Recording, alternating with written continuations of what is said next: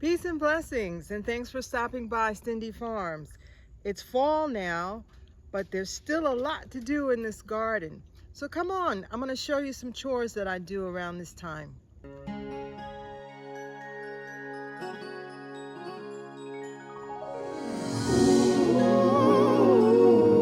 Stindy Farms.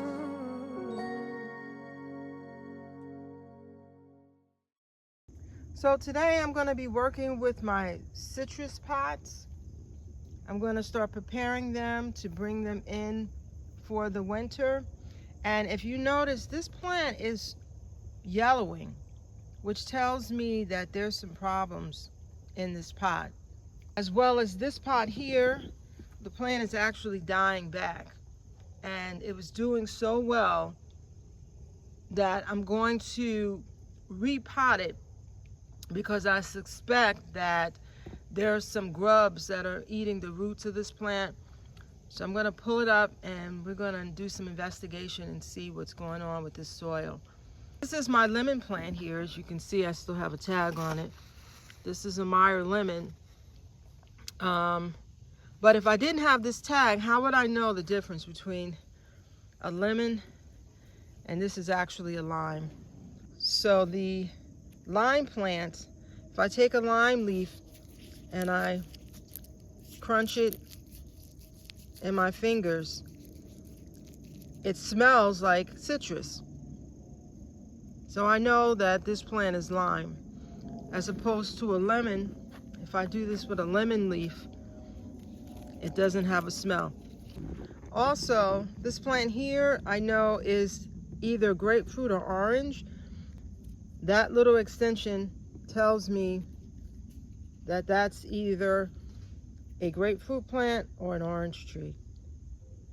So I'm gathering soils to transplant these citrus. This is some potting soil that I had, and y'all, this is crap. This is absolutely crap. Look at that. You know, there's a lot of peat moss in here, I can feel it, but it's mostly wood chip, and that's what they're selling us in these bags. It's just nothing but just leftover construction matter, things that they, you know, they couldn't use and they grind it up and call it soil, which is total crap. Look at it, it's dry, it doesn't hold moisture, it's a lot of wood chips in here, which means that, you know, this wood chip, until it breaks down, it's going to pull nitrogen from your plants. And it's going to be hard for anything to grow in that. As opposed to the soil that I just pulled up from the yard. Look at this. Look at the difference.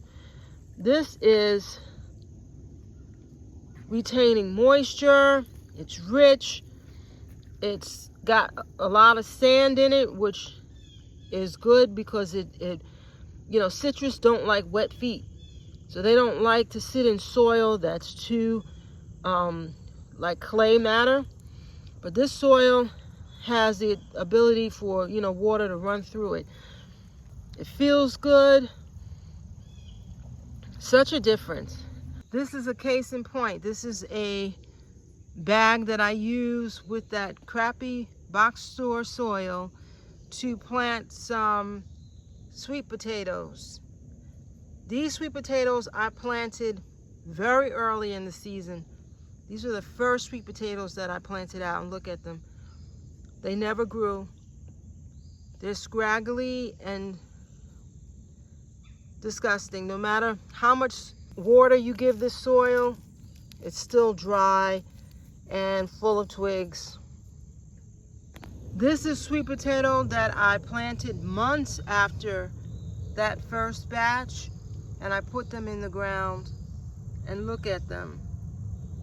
They're big, they're vibrant. They're actually growing out of the box, which proves my point that soil is crap. So I'm going to take this Meyer lemon out. I'm going to do it very gingerly and try to keep as much of the root as I possibly can intact and not shock the plant too much. I pulled that citrus plant out, And I've dumped this soil into my sifter to see what is going on. I'm trying to put a glove on here. And voila, this is the culprit right here. Grubs. They're all in the soil. And that's what's the problem. They're eating the roots of my plant. And probably what happened, these are probably the grubs of a Japanese beetle that landed on my grapevines, and then the beetles will get into the soil and they'll lay their eggs, and this is the result. Look, there's another one. So I sifted the soil and look what I found. There's 8 of them. These grubs will be a nice little treat for the birds. I'll leave them out for them.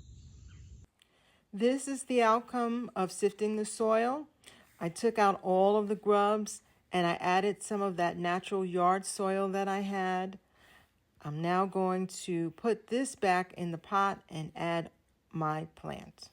Okay, so I've watered this plant in, and now I'm going to cut some areas with clean shears that have died off.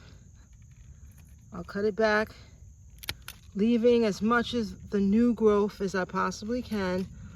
Any leaves that look yellowing, I'll cut those back. And like this I'll leave, but I'll take this. I don't want this plant to expend any energy trying to save any of these dying leaves. This looks pretty good. I'll cut this back a little bit. And we'll watch it. We'll see what happens. I'll work on this one, bringing that back. My shears aren't really sharp. Oh, there we go. I got it.